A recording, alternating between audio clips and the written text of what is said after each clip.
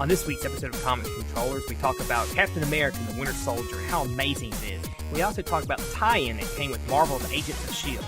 We then take a question from our only listener, Ulysses, about Borderlands, the pre-sequel. And we also take another question from Infamous that, well, the title says it all. All that and more on this, episode 18. That's not my spider sense thing.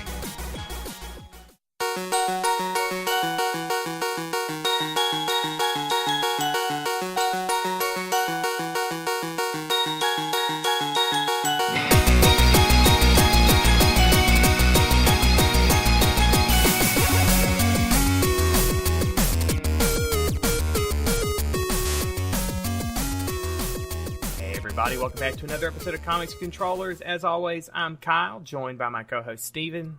How's it going? It's going pretty good, Steven. So, we're in the beginnings of the swing of summer movie extravaganza. All the blockbusters coming out to play. They are, and we want to go ahead and... So, we're going to say the next several episodes, we might be discussing various comic book movies or TV shows, because there's really a lot of those to talk about too that we haven't really discussed. That's true. Are going on. So we kind of want to start this one off with, well, the first of the big show, or the big movies, which is Captain America: The Winter Soldier. That's true. Okay. So be prepared for spoilers. But at this point, warning.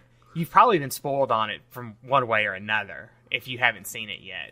This is definitely a film that there were a lot of ways to be spoiled, but that I was also surprised how certain people didn't know some of the spoilers already, but we'll get into that. Well, I avoided them, truthfully. I got lucky. Well, I'm talking about when I went and several other people went, people being shocked about not knowing the identity of the Winter Soldier. Oh, yeah. I don't know how people didn't know that. That comics book has been out for years.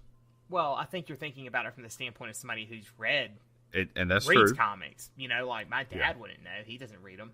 That's very true. And I guess also, just from watching movies, I kind of have this standpoint too about, well, if you think about it hard enough, you might get it. But I totally can understand. I can understand how someone who is not a fan of the comics, might not know that. Yeah. So one thing I want to talk about with the Winter Soldier is, all right, for me, that movie is probably top 3 Marvel movies. It could be even be number 1. That movie was very, very well done.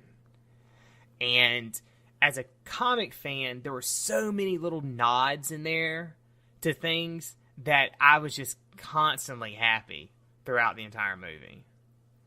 I don't know about number 1. It definitely would be in my top 3 for Marvel.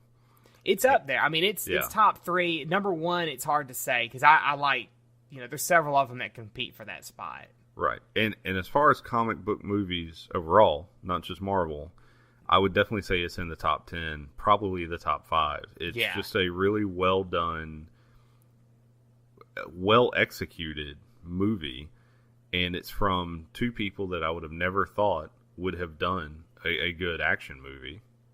What do you mean by that? It's the Russo brothers, and they do love, romance, comedy kind of stuff. They do Community. They're the executive producers on Community. Oh, I didn't know that. Yeah, and they there's actually a guest spot from Danny Pudi, who plays in Community, in Captain America, and that's why he was in there. And I'm sure he wanted to be in a Marvel movie, but I don't know who that was. Who was he's the S.H.I.E.L.D. officer towards the end. He's the Indian guy, and he gets up when Black Widow comes into the room to take over the controls. Oh, okay. He has one line. I know who you're talking about. First of all, you should watch Community. I know. It's one of those shows that everybody's like, oh, you should watch this. It's great. But I just have never got around to it. The first episode is all character establishment, and then after that, it's golden. But anyway... they've done some other movies, but like every movie that they've done has either been a comedy or romantic kind of comedy deal. Well, they did a great job with this one. Right. And I don't know who thought, okay, these guys would be amazing to do a superhero action film, but they chose wisely. So I'm not gonna lie though, they really hit some comedy points in there to me too. Like, did. There's not a lot of comedy, but like when it happens, it's very Josh Whedon kind of like turn to the camera, break fourth wall, nod, and wink, laugh. Is the way I feel about it. But they were good. But they really played too to a lot of like I said, like comic book stuff. Like, once again, spoilers. The very first person you encounter as like a villain in this movie is Batroc. I was like, that's Batroc the Leaper because it's French. I mean, that's who he's supposed to be. Right. And there are a lot of actual villains from the Marvel universe that appear in this movie, and they do it in such a way that like it's not like you Batman and Robin syndrome where there's like so many villains that they're all terrible and none of them get enough screen time. They're not meant to get a lot of screen time. Each one of them kind of pushes the plot to the next level. And then you don't see him again. Yeah, Batroc. That was great. Right. No, that was really good. And Batroc was played by George St. Pierre, who is a MMA fighter. Mm-hmm. Actually, one of the best, probably current MMA fighters, depending on who you ask. But he is French-Canadian, so it worked for the role. And the action scene at the beginning between him and Captain America looked amazing. The fight scenes and all the fight scenes in this were very top-notch. Oh, yeah. I'm trying to remember. I think Batroc, the Leapers... Yeah, his martial art was Savate. I don't know if that's what George St. Pierre uses or not, but... It's like a French form of kickboxing. I'm not sure. He does... GSP does a lot of kickboxing. I know Batroc uses a lot of parkour, and so you got to see a little bit of that, which was kind of neat. And...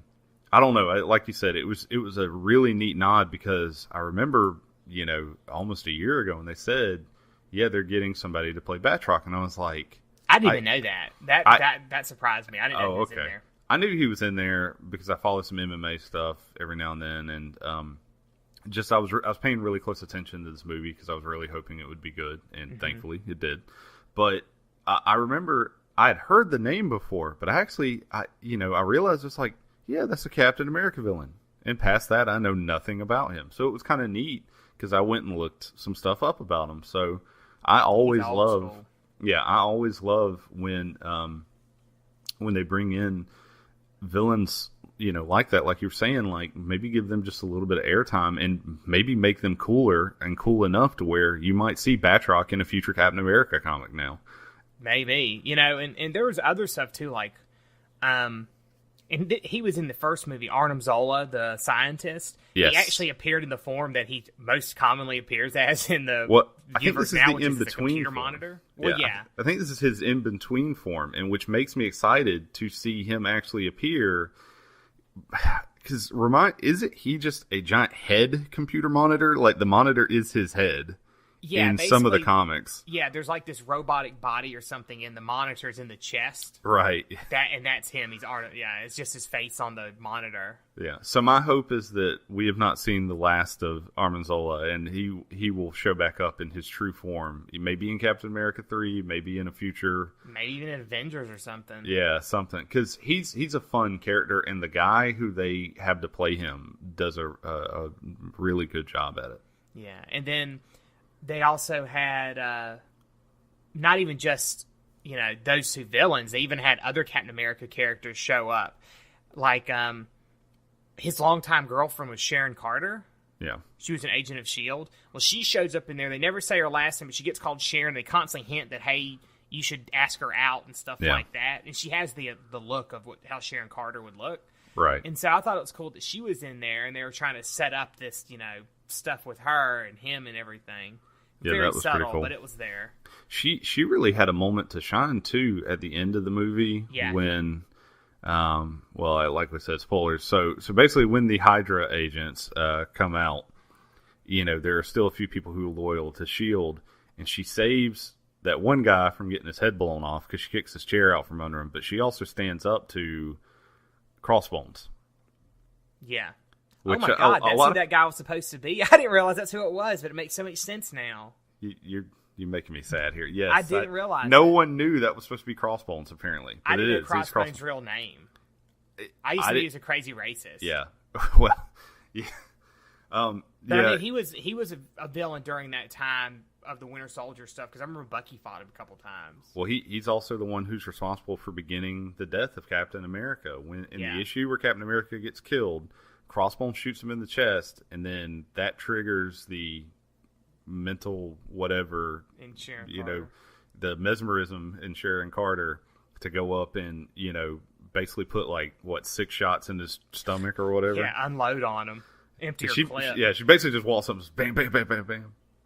But so that makes sense though, just based on the stuff he was doing.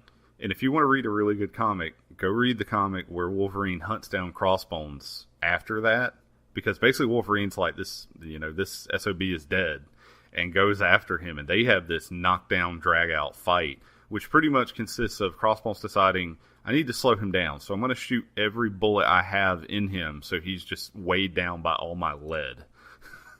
It's probably about as good as somebody like Crossbones could do against Wolverine. Right, right. But Crossbones was great in that. I love the elevator scene. I wish they hadn't spoiled in the trailer.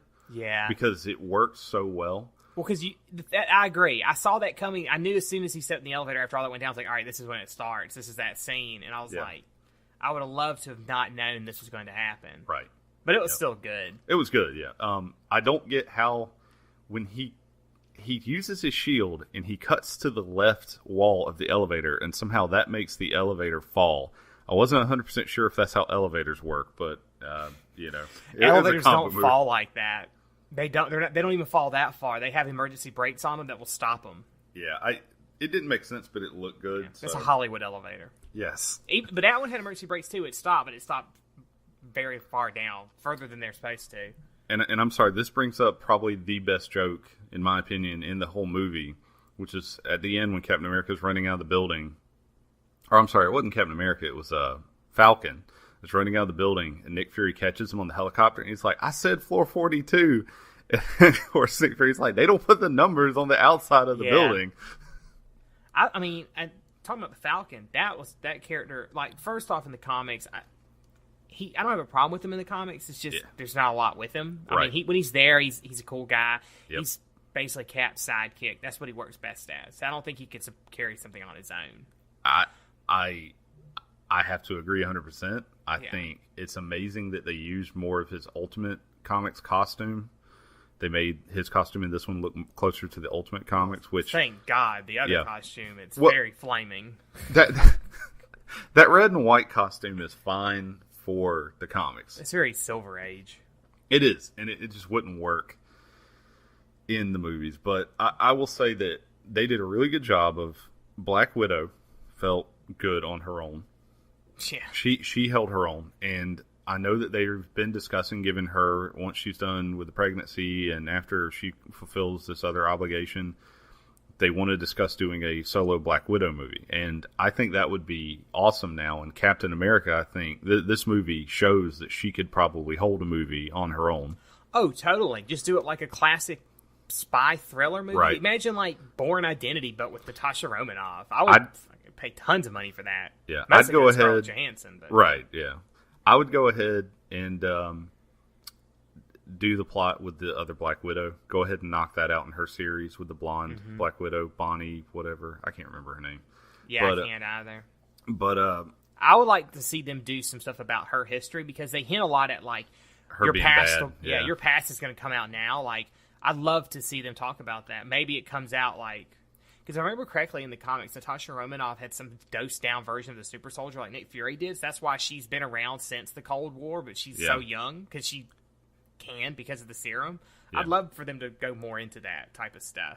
Right. Explain what is the deal with her. Why did she care so much? Why did she, care so much about Nick Fury and all this stuff like that? That'd be cool. What I thought it was hinting at was, a lot of the stuff she did was for this group called the Red Room, which I know that's where she got all of her training, but I think that's also who sent her on most of her missions in the beginning. And the big thing one of the things about Captain America the Winter Soldier, or one of the themes, are consequences. Because there are consequences for bringing S.H.I.E.L.D. down. There are consequences for everyone's actions, who they side with and all that. And so it was kind of neat to see at the end that she became kind of the public figure that got put on trial, so to speak, for a lot of that. and that could be a lot of characterization for her later on.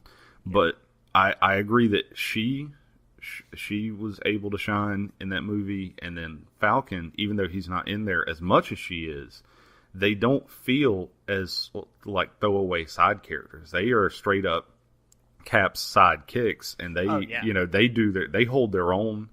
They are pretty awesome on their own. I think one of the few things that I thought was really odd is when they do go to Falcon and they say, okay, so we need your help. What can you do? And he's like, well, there's this experimental thing that I need back. And they don't even show them going to get it. I think they were just like, oh, that's no problem, because they make a joke about that. Yeah, and then they don't even show it. It's not in like a shield place. It's in like some army base. And right, like, yeah. They look like Cap and Black Widow look at each other like, psh, yeah, whatever. Yeah, that was kind of weird to me too. But at the same time, it was like, these are not even Cap. Black Widow could go get it on her own. I mean, she probably like, Cap, you're slowing me down. Just stay here. I'll go get it. I'll be back in 5 minutes. You know. She has a lot of one thing that I love that they did with her too. And Cap at the end, they made these unstoppable figures seem vulnerable. It's like, look, even we have our limits. Oh man, Cap got messed up in the end. Yeah, well, that's what I'm saying. I like that, because one of my problems with, and movies usually do a better job of this than comic books. But I need, even if I know it's not going to happen, if I think about it, I need to at least have some feeling that he could die or that she could be killed. And that's exactly what I think the problem with every Superman movie, except for the last one, has always been. It's like, really, how are any of these people a threat to him? The last movie, though, everybody was a threat to him because they were just as powerful as him as you got to see. Yeah. And I think that's why that movie was so good compared to the other Superman. Yeah. And I think with these characters, Cap and Black Widow and Falcon, they're a lot more vulnerable, so it's easier to show that. And then with characters like Thor, he's a god fighting other gods. Oh, okay, well, yeah, they could probably hurt him. Yeah. Stuff like that. Even in Thor, though, I mean, 9 times out of 10, for most Thor plots, I'm not worried about Thor. It's whoever he's trying to save, or if he's trying to save Earth or Midgard, that's who's in jeopardy. That's who might actually die. And if you look, too, a lot of times, those types of characters, that's what their stories are more about, is saving people. It's not like, oh, they're in danger. Not like the Cap stuff, where it's like, oh, this guy, somebody shoots me, I could die. Thor's like, somebody shoots me, I might get kind of irritated because they just distracted me from what I was trying to do. But one last thing to talk about with Cap before I want to also talk about Agents of S.H.I.E.L.D. because they really kind of go hand in hand at this point. But let's talk about the post-credit scene for Captain America. All right? Okay. So, in the post-credit scene, after, S.H.I.E.L.D.'s been dissolved, supposedly, and everybody thinks Nick Fury's dead, and they all kind of split up to go their own ways to do their stuff to bring down Hydra. But Hydra's still out there. They're not as powerful, maybe, but they're still out there. You get to see this guy wearing a monocle with a German accent, dressed in a military uniform, and he's talking about these, what did he call them, miracles? Yeah, unfortunately. Yeah, he called them miracles, and you see this one guy who's basically like almost moving so fast he's teleporting around the room, and this other one this girl who's like manipulating stuff that's floating and then causes it to explode. So, the guy with the monocle is Baron Strucker, I'm pretty sure. I would imagine. It's gotta be. I mean, he's Hydra, he's German, he's got a monocle. Yeah. Otherwise, they're just jerking our chain. And then the other two are Quicksilver and Scarlet Witch, who are both supposed to be in the Avengers movie. Yeah. And I don't know if they'll ever have Baron Strucker as, was it Swordsman? He wasn't Swordsman. I thought it was his son who was Swordsman. Oh, you're right. I'm sorry. Yeah, his son is Swordsman. But I thought... Oh, okay. No, I got it. I got that mixed up. But yeah, sorry. Yeah, so they're supposed to be in Avengers. And I think that's going to be weird. And this is why I think it's going to be weird. Because Quicksilver's also going to be in... Days of Future Past. Days of Future Past. And I think that's going to confuse a lot of people who don't know. I mean, because they're not really super well-known characters unless you've read... I mean, if you've read some comics, you know who they are, but otherwise, like... I always think of people who don't know, be like my dad, who probably hasn't read comics since the Fantastic Four started. It's his claim to fame is I remember buying the first Fantastic Four comic. But so... You know, did you ask him why he didn't hold on to that? oh, I know the story. He was reading it at school, and his principal saw it and took it away and threw it in the trash can. That's exactly why he didn't have it. But, like, I think that's going to be kind of confusing for people to see them in two different movies, not really knowing. Yeah. I mean, maybe it's just me. I don't know how they'll be done in the Avengers. And the whole idea of calling them miracles, I don't know how that's going to work either. Well, that still hasn't been confirmed yet, but the big rumor right now is that since, and for those who don't know, they can't use the term mutant. And so the rumor is that they're going to be using the term miracle. And I hope, I looked, DC apparently does not have metahuman trademarked, at least not where I could find it. So I would rather them say something like metahuman or anything else. I know they want to use an M. I understand that. Because they want the fans in the know to go, hey, look, we're trying. But see, I also think that's one of those things that as a fan, it's weird, but as somebody who's not a fan, it doesn't really... It's not going to matter as much. It's not going to matter to them. They're not really going to know. I just think even if you set aside knowing that the term's mutant, I think miracle is a weird term. I don't like it for that. But I didn't even really realize they had said it until you pointed it out. Then I went and read online when people were talking about it and saying it. Like, I just was sitting there thinking, like, who are these people? Then I was like, oh my god, that's Quicksilver and Scarlet Witch and whatever. Did you enjoy the other scene, the other after credit scene? What was the other one? I think I left. I don't think I stayed around for the other one. Man, gotta stick I thought around. that was the only one, so I got up and left. All right, you know where the thing in the museum where Cap steals his uniform back off the mannequin? Yeah. You see the Winter Soldier reading the entry for Bucky Barnes at that thing. So you know he didn't die, which no one thought that anyway. Well, so. No, I didn't think he died. no one actually thought he died. But I think it's more showing you that he knows now. Yeah, that he... Well, I mean, for anyone who doesn't know in the comics, Winter Soldier comes back as a bad guy, but for the most part becomes a good or very gray character. Yeah. For most of that run. I mean, I would be surprised if the next... Because I'm pretty sure Captain America is another 3 movie. Like, Iron Man was they already 3. have it slated. It's coming out... It's coming out against... against Batman Superman, right? It's coming out against another comic book movie. They have it slated to... Could be a Marvel movie for that matter. They have so many. Well, they're pretty good about, like... They have theirs pretty spaced out. If you look, though, next year, there's not that many movies. And I wonder if it's because it's Avengers 2 and Star Wars. Funny enough, here's what happened. Apparently, a ton of movies were slated for 2015 because back in the beginning of 2014, everybody was like, you had all these movies coming out. And I know no one cares about some of these, but they're big movies like the new Independence Day movie was supposed to come out in 2015. And... You know, I think the big one coming out is going to be Transformers and something else. No, I can't remember. Anyway, point is, a lot of those movies, Star Wars, Batman, Superman, a lot of those got pushed back to 2016. So there are a ton of movies coming out in 2016 now. Oh, wait, no, Star Wars got pushed back to December. Sorry. Yeah, I think it's still 2015, but it's December. Just the end. Yeah. But a lot of movies got pushed back to 2016. So now 2016 is looking like the big comic book movie year. But like I said, Star Wars and Avengers 2 is still 2015, isn't it? Yeah.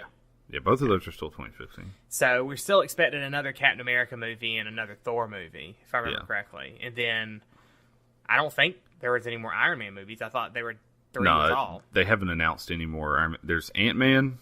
Mm-hmm. They have like 3 more Spider-Man movies coming out from Sony because one of them is not even listed. It actually says Venom and or Sinister Six movie, which I like to think that they just haven't made up their mind yet and they'll get to it eventually. I think they're setting up a Doctor Strange movie or some Doctor Strange project because I've heard him mentioned in 2 Marvel things at this time. I think he's mentioned in The Winter Soldier and I think he's also mentioned in Agents of S.H.I.E.L.D. Yes, you're right on both counts. And the thing is that from what I've heard, they're not even they haven't even gotten past the script stage yet on that one. It's coming. It's just That's another one of those movies like Thor that will be very weird. You've got to do it a certain way or you're just going to lose people because a lot of people don't know anything about Doctor Strange other than he's the magic guy. Oh, okay. And the problem is, like, Doctor Strange could be done so many different ways because he has entire story arcs that don't even take place in reality. Yeah. You know, so I mean, also you've got to work in his manservant Wong. Wong. I want to say real quick about Captain America. One of my favorite parts, for anyone who watched Iron Man 2, they'll remember a certain senator played by Gary Shandling who was a complete dick to Tony Stark. Even at the end, he pins the thing on him. It hurts. I don't know. It was very appropriate. So that character makes a return in the new Captain America movie, and it's the infamous scene where Sitwell and this senator are hugging and they whisper "Hail Hydra," which has created some of the best memes of just random, like the Muppets, and a lot of the wrestling memes have like Paul Heyman and other wrestlers whispering because they're hugging and they whisper "Hail Hydra." Yeah, but I love that cameo. But that also comes from that meme. I think it comes from Agents of S.H.I.E.L.D., which ties in. Yes, Agents of S.H.I.E.L.D. ties in. So, I think, here's my thing. I've told this to several people. I asked, do you watch Agents of S.H.I.E.L.D.? Yes. I'm like, have you watched the last 2 episodes? No. I was like, okay. You're either going to spoil the show or spoil the movie. You need to choose which one you want to spoil. If you want to spoil the movie, then go ahead and just watch the last 2 episodes of the show that have come on, because they spoil Captain America, the Winter Soldier. If you want to spoil the show, go ahead and watch the movie. I spoil the show.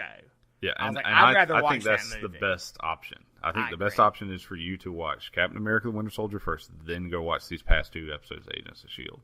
So, I don't want to spend a lot of time on Agents of S.H.I.E.L.D. right now, but when it first started, that first episode, it was painful. Like, I did not watch anything after that. But after the Winter Soldier came out, and after I knew there's a tie-in to that, I know there'd been an earlier tie-in to Thor. Which was not that bad. No. The 2 Thor tie-ins, because there's one where they find the item, and then there's the other one, Lady Sif. Those are both okay.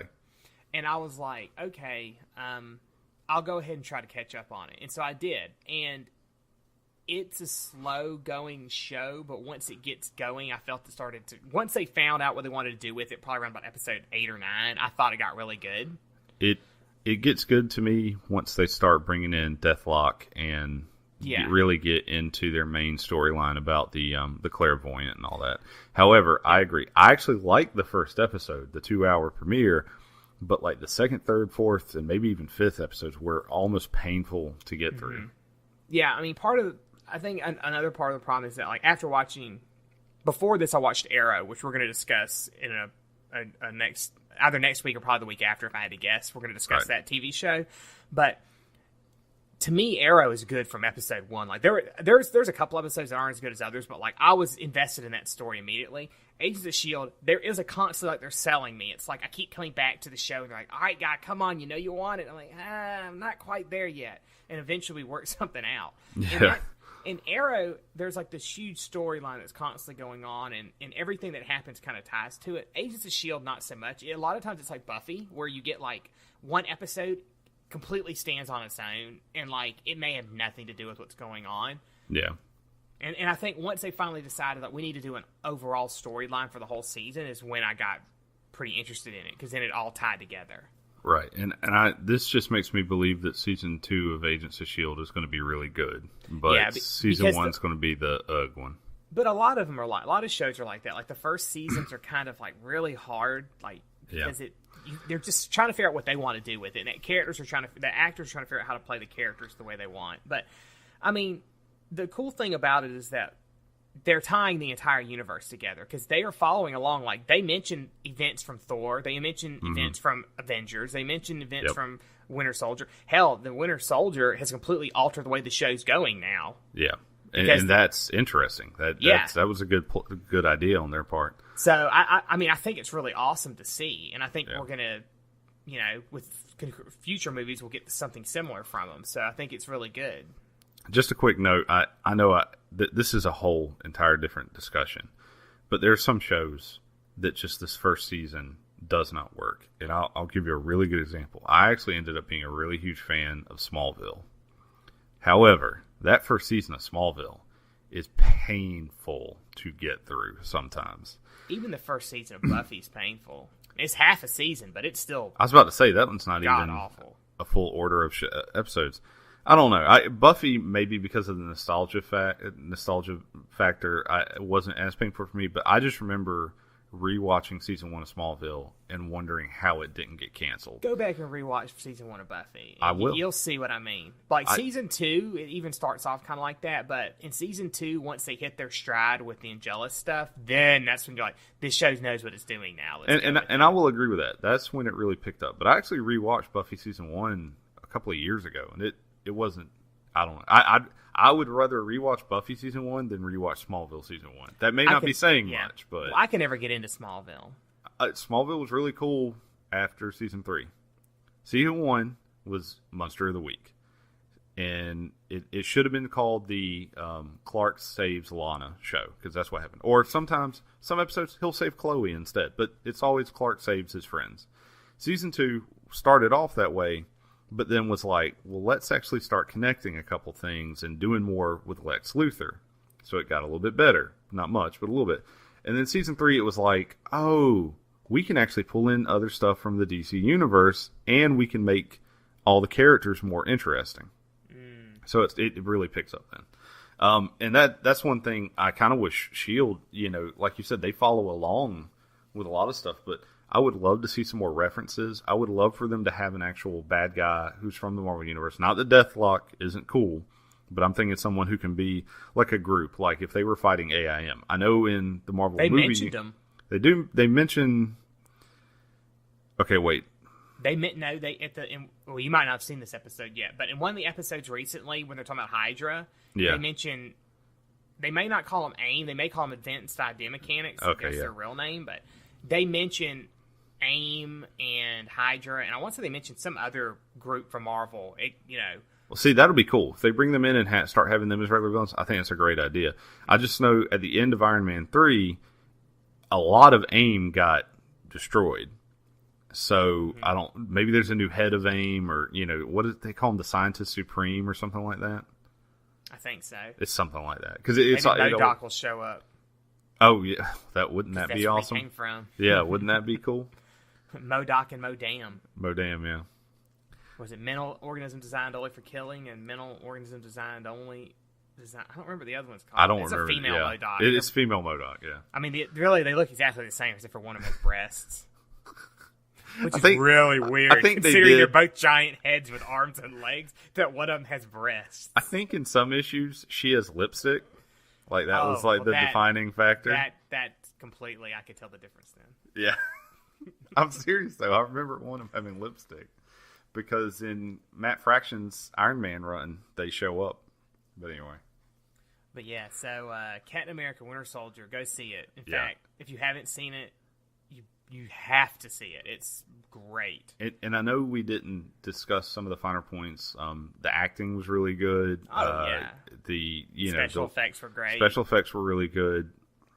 I give credit to, I think his name's like Sebastian something, who played Bucky Barnes, to play a character who doesn't get a lot of screen time, but is like the titular character other than Captain America, who really is kind of a hard character to write, and I would think to play, because he just kind of sits in the lab until they need him, so you can't do a lot of characterization with him in the beginning. He's just this ominous, almost Terminator-like force. There were times when I was like, I don't know if they can beat him, because he seemed unstoppable. He was like the Terminator. Yeah. But he did a really good job in the later scenes once the mask came off, and and I know a lot of people were like, well, I didn't really like his performance as Bucky Barnes, but I think he killed it as the Winter Soldier. Yeah, I agree. Well, I mean, he barely was even in the movie as Bucky Barnes. Yeah. And they didn't really, I mean, he was a little bit, I don't know, that whole situation, like, I don't know if they were planning on doing Winter Soldier from the beginning with that movie or not. I think they were. Maybe. I mean, they probably were, truthfully, but I don't know what level they decided to do it on, but it worked out, and I think he was really good in that. I mean, everybody was good. There was very few people. I don't think there's a single major character in there that I was like, oh, this is terrible. Like, Robert Redford was great. Oh, yeah. But, I mean, he was obviously a villain from the moment I saw him. Right, I was like, this guy, he's a politician villain. I mean, easy. In a movie where, Robert Redford is, I think in a lot of his movies he's the standout actor, and in this one I don't, maybe this is just me, but Chris Evans does such a great job as Captain America that I've never been like a huge Captain America fan until that first movie. Well, okay, I was a bigger Captain America fan when Civil War happened. That's when I started really getting into Captain America, and then the Brew Baker stuff. Yeah, but that when he came out and he in that first movie and he played Captain America, I actually felt like I understood that character better because I think he does an amazing job with it. Cool. So go check it out. Yeah, check go out see Agents it. of S.H.I.E.L.D. too. They're both pretty good now. All right, so for our video game discussion, we actually have a question from our listener, our one listener. Ulysses asks, he says, he's got a video game question for us this time. He says, I really love the Borderlands games, and I'll go so far as to say that Borderlands 2 is my favorite game of all time. I'm sure you guys have heard about the new game. I think it's called Borderlands the Pre-Sequel. The Pre-Sequel. Okay. I'd rather have them announce Borderlands 3, but I'll take what I can get. My question is, what are your thoughts on the new game and the series as a whole? All right, Steven, so do you want to start off on this one? Sure. First of all, I love the title. Yeah. Because I think it stands out. I think it stands out. And I will say that I've played. I remember when Borderlands 1, the first Borderlands came out, Borderlands 1, and I loved it. I thought it was an amazing game. I know I beat it at least like 3 times. For those who've never played it, it's a shooter, but it's got all these RPG style elements, especially with stats and numbers. And the random weapon generation type stuff. Yeah. And yeah, you want to talk about a game that has a ton of weapons, because it does randomly create a lot of weapons. It has a weapons generator, and they do different elements. Certain elements hurt certain enemies more. It's a lot of fun. The thing that you really need to know is that Borderlands is kind of crazy. It's another planet. It's out there. There's all these vault hunters looking for. Well, they're looking for vaults, but there's more to it. I don't want to go too deep into that because we could have an entire discussion just about the plot of Borderlands 2. But the point is that it's memorable for a lot of different things, and some of it's really the characters, how people react. There's a lot going on, and it can be goofy at times, and it can be very, kind of depressing and serious at times.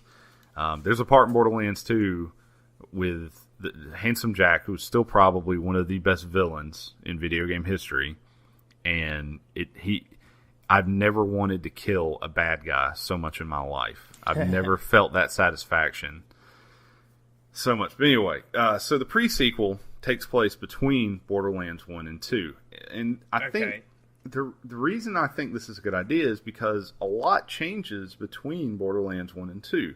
In Borderlands 1, you get 4 Vault Hunters.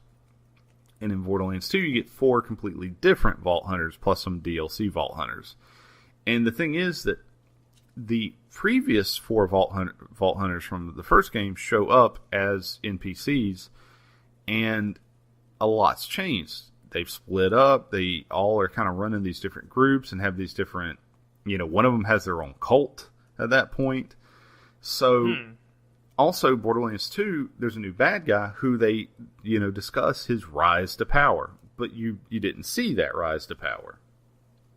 So what the pre-sequel... So that's what this one's going to deal with. That's what it looks like. Because at one point, they talk about him taking over the moon or something like that, which is where apparently this one mostly takes place.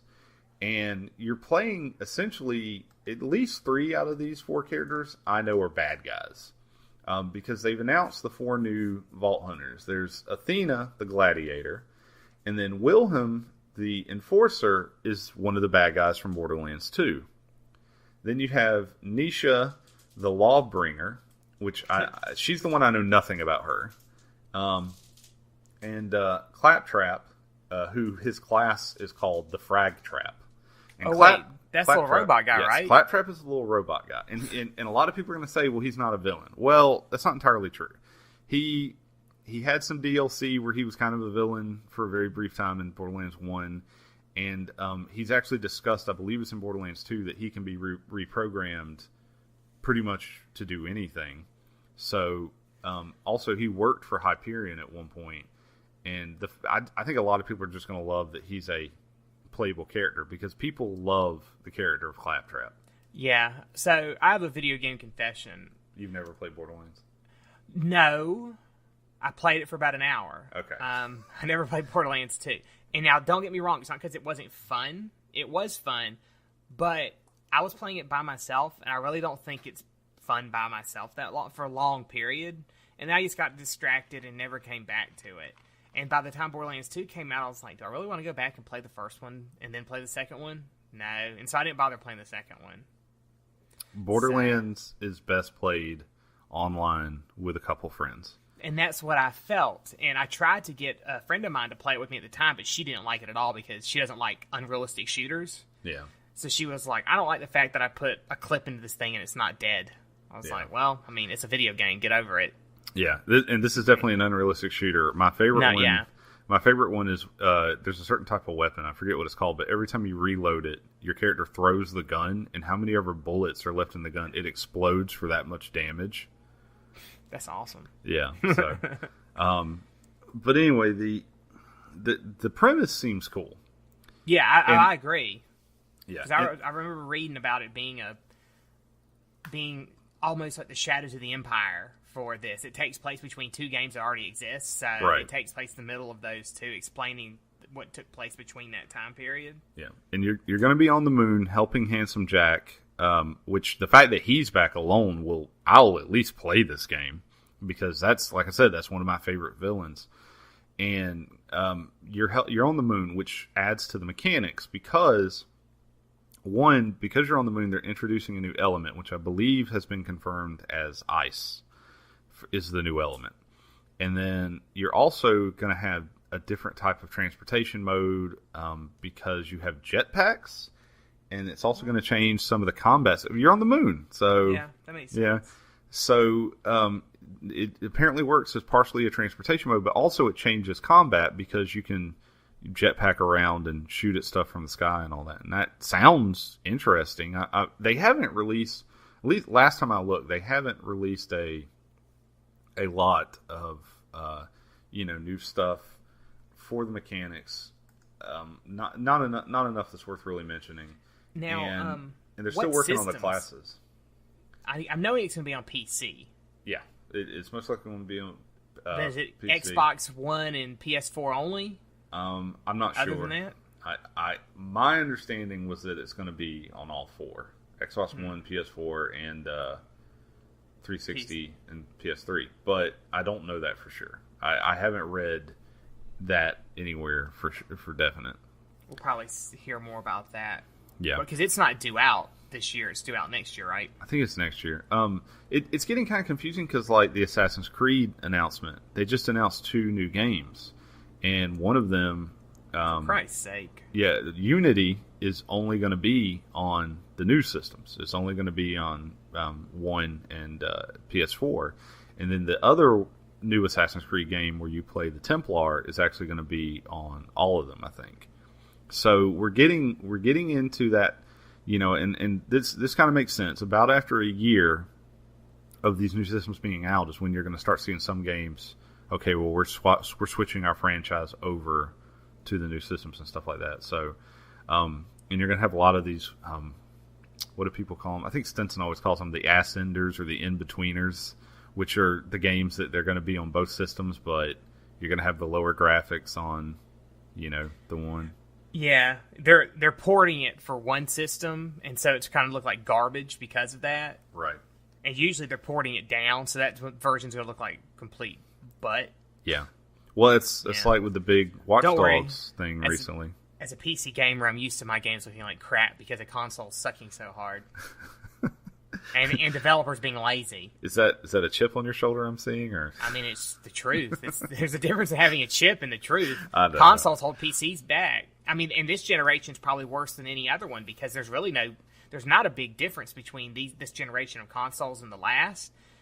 They truthfully should have probably waited 2 to 3 years until like 4K TVs were more prominent and processors had made another large leap. But I think they were feeling they wanted to make money, and so they all just jumped in. Well, they wanted to make money, and really, I think they also figured, just that, okay, well, we can make more money. B, we can go ahead and do all these upgrades and stuff we want to do that we think will actually sell more systems.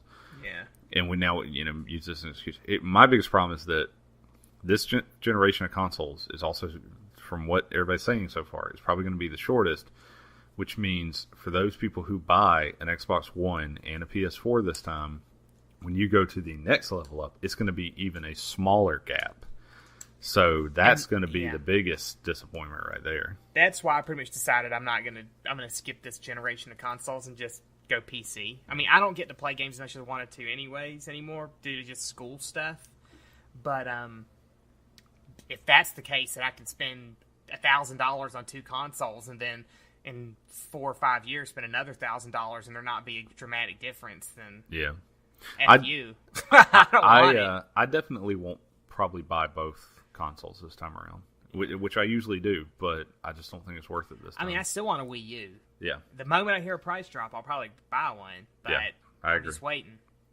To bring this back around to Borderlands, though, one of the things that I do think is interesting is that Borderlands is not, a graphics-heavy game. They do a lot of cell shading. I love that, too. I love their art. That's one of the things that made me play it in the first place, was I love the art on it. I know a lot of people give cell-shaded games crap. Maybe not so much as they do in... I don't think they do that anymore. I think Borderlands actually probably made people okay with cell-shaded games. But I remember before the first one came out, a lot of people hated it. Terrible. Yeah. And before that, like some other cell-shaded games, like, I don't know if you remember this Killer 7 on the GameCube. Oh, yeah. That was cell-shaded. Looked amazing. 13. I think some of the Shin Megami Tensei's were like that, too. Yeah. Persona is what a lot of people know it as. Right. And then one of the Zeldas kind of had some cell shading, too. Wind Waker? Waker? Yeah. So, and I think a lot of those games got flack, but Borderlands made it okay. Yeah. Which I'm glad. I love cell-shaded games. They look great. Well, here's my thing. The only advancement I can really think of and I think would be kind of neat is that right now you can only play Borderlands with up to 4 people. And I understand why. However, I think if we had some more advanced, hardware, maybe we could actually either up that to 6 people. Because, like I said, one of my favorite parts of Borderlands is getting online with friends and, playing that. Now, I don't think you or I really probably have more than 3 friends to get on and play Borderlands with. It would depend on what system. Yeah, but it could be neat, and it also could add other elements. Like, I've heard that they want to kind of expand that. And I know Destiny, which is everybody's comparing Borderlands to, is coming out. And so that after we see what Destiny does, we'll have a better idea, I think, of what Borderlands should maybe do next. Yeah. And don't forget, we also have from Telltale Games, Tales of the Borderlands coming out, which I am actually very interested in. And this is really interesting because not long ago, we thought Borderlands 2 was going to be the last one we were going to get for a while. And now we have 2 brand new Borderlands games because Gearbox has said that they're holding off on Borderlands 3 until, what did they say? They said like they didn't think the market was ready for it or something like that. Which I think basically, if I were them, I'd wait and see what Destiny did, and I'd also wait and see if it's worth it to go ahead and put it on the new consoles and all that. So maybe some time away, it'll be good for them. And I read the guy who wrote Borderlands 2, his name is Anthony Birch. If you've never watched his comedy stuff on Hey Ash, What You Playing, it's really funny.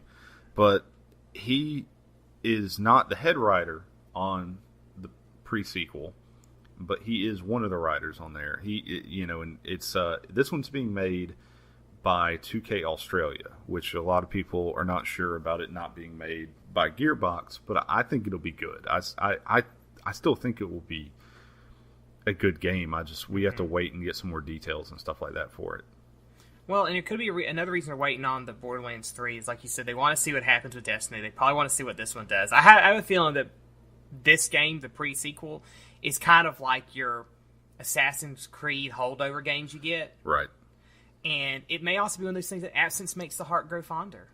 Yeah. So maybe people will be way more excited when they haven't seen a Borderlands, like a legit new Borderlands game for a while. Yeah. Not to harp on a different subject, but to what you said about absence making the heart grow fonder, I think that's why anytime I hear Grand Theft Auto news, my heart flutters, because There's such a time gap. It's such a time gap. Games. We don't get a Grand Theft Auto game every year or even every 2 years, and I think you're right about that. If this current generation of consoles is going to have such a small gap, you may not get another Grand Theft Auto until the next consoles. If you think about it, they've done 2, I think, so far for each. You had 2 on PS2, and then you had 2 on PS3, Xbox. Yeah, you had they did one of them came at the very end of it. They did the Liberty City Stories ones, which were kind of the shorter games, but those are as holdover games. Yeah, but that's what I'm saying. As far as main games, I think you're right. That there's a chance. I hope that that's not true, but there is a chance. Yeah. Well, I mean, actually, would it be a bad thing? That would just be even less reason for you to get one of these new consoles. Just wait till the next one. I mean, maybe you're right. And I definitely see your point. We're still waiting on Grand Theft Auto 5 on the PC, so... Yeah, and who knows when that's going to come. There is... Yeah. The other thing is that that's not their only franchise. We could be getting Red Dead Redemption 2 or something similar, for this. They just kind of discussed doing a new Bully. I don't know if that's ever actually going to happen. We could get a new table tennis game. We could get a new Rockstar table tennis game, and I think... I'm jonesing, man. I want it right now. I think I'm Rockstar Table Tennis 2. More table, more tennis. Well, I think the best way... That might conclude that discussion right there. Yeah, you can't top Rockstar Table Tennis 2. Too. I agree. More table, more tennis. And I was going to say, I think the best way to conclude this particular episode of Comics and Controllers is that we have finally received another fan question, and it's not from Ulysses this time. Oh, it's actually from my old buddy Infamous, who is the Game Block on YouTube, and he's kind of weird, and I'm going to warn you about that before I read this question. Okay, but he actually starts the question by saying, "Okay, guys, this is a serious question," which makes me immediately worry. And he says, "I hope you take it seriously." So I'm going to ask you, Kyle, a question, and I want you to think about it really hard and give me your honest answer, okay? All right. If Spider-Man and She-Hulk made love and had a baby, and then Wolverine and Madam Web made sex, which baby would be stronger and cuter? First off, I like the use of "made sex" as a description for having That's what sex. It said. Yes, made the sex. Well, this is actually a trick question because we all know that Wolverine's only attracted to young Asian women. So he would not have sex with Madam Web because she's not Asian. She's not Asian or young, and yeah. I don't know. By default, it would be She-Hulk and Spider-Man's baby. What you're forgetting, though, is that she's experienced. That's if She-Hulk's vagina didn't rip Spider-Man's penis off while they were having sex when she climaxed. Okay, that's a high possibility. She just crush it. That was my thing, and this is so. I don't know how. Actually, you know what? I don't think we would even have babies. I just think we'd have Spider-Man with a crushed penis and Wolverine turning Madam Web down. Well, look, Wolverine's already had 2 kids, so we know his sperm works. So here's 2 kids. Yeah. Well, sorry. He has. I was going to say, let's get this right. Sorry, he has a kid and then female clone Wolverine. He has female clone Wolverine. Whatever. He calls her his kid. Asian female clone Wolverine. It's like Sorry, excuse me. And you know what? He probably has some other illegitimate children around that we just don't know about in the Marvel Universe yet. You wait till we get a new writer; they'll show up. Yeah, but seriously, like Wolverine's got a thing for young Asian women. Yeah, like, he does. If you look it up, yeah. I mean, I want to say he's had sex with Domino. If I remember one comic, they hooked up. In X-Force, they flirt so much. But I think it was during Grant Morrison's run on New X-Men. There was a discussion that was had about. Somebody was in a hotel room next to Wolverine and Domino, and it's like, I couldn't sleep because I heard you guys having sex all night. Yeah. That doesn't surprise me. There's no way Wolverine would hook up with Madam Web. Because, like I said, she's not young and she's not Asian. Hear me out. If she was maybe one of them, he would. Hear me out on this. Okay, all right. I'm listening. First of all, on the Spider-Man She-Hulk thing, I would never see this as an actual pairing. But let's just say that She-Hulk got really drunk one night. And raped Spider-Man. I'm actually pretty sure. Is that sure. what you're going to suggest? She-Hulk rapes Spider-Man? No, I was I think his just spider thinking, sense would tingle, and he would just know to leave that party. Yeah, you would hope so. I was going to say that, Mary Jane and Peter are just on the rocks, or maybe it's during One More Day or whatever, but pretty much I'm pretty sure that She-Hulk would kill Spider-Man in the act of mating. Or maybe it's Doc Ock, and he has some crazy fetish, and he's like, I couldn't survive it in my body. Might as well take a go at it in this one. There you go. That's a good point. Doc Ock would be all about trying to have sex with She-Hulk and then realize the folly of his ways. I actually am now thinking about this party that I talked about where She-Hulk's like plaster. Like at this point, she's had 2 or 3 kegs. Like she's not just a keg; she's had 2 or 3 kegs. And so Spider-Man's standing there just kind of talking to some people, and he's like, "My spider sense is tingling." And he looks around and he sees She-Hulk stumbling drunk towards me. He's like, "Oh crap!" He just web slings out the window because he knows it's about to get bad. He don't want to be a part of it. Yeah. So here's my other part of this though. So that I'm just pretty sure that She-Hulk and Spider-Man having sex is just not going to end well one way or the other. No. And if a baby did come out of that, I just can't imagine it would be.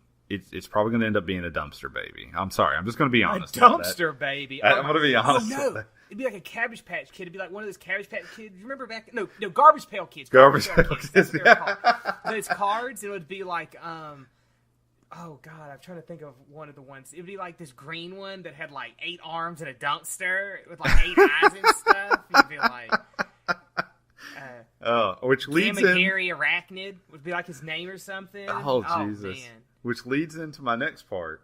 So Madam Web is a master of illusions. She has shown several times that she can do illusions. So my guess is that Madam Web decides, hey, I'm old as shit. I'm not going to be around forever. I want to leave a legacy. Did she rape Wolverine too? She's going to actually rape Wolverine. See, you accused me. This is sex by deception. You accused me of having She-Hulk rape Spider-Man, but that's not what I was thinking. But I was totally thinking that with Madam Web. Because Madam Web is very much the ends justify the means type of person. Her illusions would have to be pretty good for Wolverine not to smell through it. Because he'd smell mothballs. He'd be like, wait a minute, you're older than you look. I smell the mothballs, lady. They're growing inside you. No. Yeah, I smell those mothballs, and I smell the what's that Bengay you put on your joints? You can't fool me. The nose. Oh, gee. Anyway, so my story here, Madam Web uses her illusions to convince Wolverine to have sex with her because she wants her kid to potentially have his healing factor where her kid could live, to be 100+ years or whatever. Give him something nice from his mommy. However, I think that the baby would come out and she would realize it's half Canadian and she'd kill it. That's my guess. Being half Canadian's no way to live. It just kills the kid. I didn't know any better. I'm sorry. So to answer Infamous's questions, I think for the few minutes it's alive, Madam Web and Wolverine's baby would actually be cuter. But She-Hulk and Spider-Man's baby would have mad, like, She-Hulk plus Garbage Pail kid strength. So it would be the stronger one. That kid would, he'd have to, like, throw up on his food to eat it like a spider. Like, they would regurgitate. Worst kid ever. It would suck to be the kid of Spider-Man and She-Hulk because, like, 8 arms or 6 arms and 2 legs. We have to remember that. Yeah. You're green with super strength and 8 eyes and, like, mandibles, and you have to vomit on your food. And you have Peter Parker as your father, so he never has time for you. Yeah. Assuming he even claims you. And She-Hulk's super busy as an attorney. That's right. So. She's a lawyer and an Avenger, or sometimes she's in the Fantastic Man. Four. No one knows. That kid's a supervillain right there. Right there. Immediately. I agree. Thankfully, Madam Web had the foresight to kill her child before it could become one. Or maybe that's why she had it, so they could fight it. Oh, that's a good idea. She's like, only you, with your mastery of illusion, half Canadian healing factor, will be able to defeat this Garbage Pail Kid from She-Hulk and Spider-Man. That's... Somebody get Marvel on the line. We have to write this, yeah. We've got the next event. Gold. I mean, really, this truthfully sounds online with a lot of events. They're so atrocious. that you just read them because it's like a train wreck you can't turn away from. That that's true. If they told me the next event, these two powerful super people in Marvel had a kid, and these other two powerful super people had a kid, and now those kids are fighting, I'd be like, yeah, that sounds right. That sounds like a summer event. Yeah. Oh man. Well, thanks for that question. Yeah. Thanks, Infamous, living up to your name. All right. Well, I guess that's going to wrap it up for this episode of Comics and Controllers. So if you want to send us some questions like those, or not like those, that's your choice. You can send them to comicsandcontrollers@gmail.com, or you can post them in the comments of the YouTube video, too. I think that's what Infamous did. Yeah. We'll get them either way. Yeah. And then if you want to follow me, you can check me out on Twitter. I'm at ZombieJesus here. And where are you at, Steven? If you would like to send me Garbage Pail fan fiction, you can do that at Stephen Wilds on Twitter. You are asking for trouble. I know. Asking for fanfic. Next thing you're saying, can you send me some shipping? You know what shipping is, right? Yes. Okay. If you don't know what shipping is, you should check that. You should Google that term. And it has everything to do with ships. I'm just going to tell you that right now. All right. So until next time, I'm Kyle. And I'm Steven. You guys have a good one.